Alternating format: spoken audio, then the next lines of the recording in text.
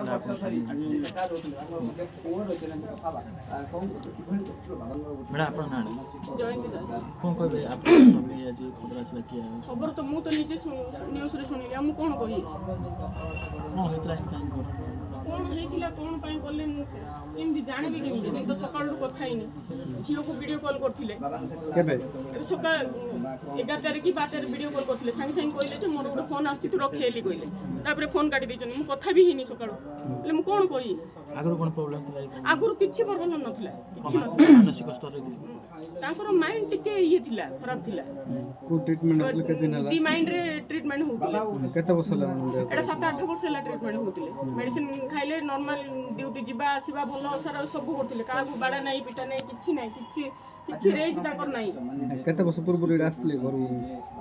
4-5 ମାସ ତଳେ ଆସିଥିଲେ ଘରକୁ। କ'ଣ କହୁଥିଲା ଏ ଟାଇମ୍? ନାଇଁ ଯେମିତି ନର୍ମାଲ ଯେମିତି ଘରକୁ ଆସିବେ ରହିବେ ସେମିତି ଥିଲା।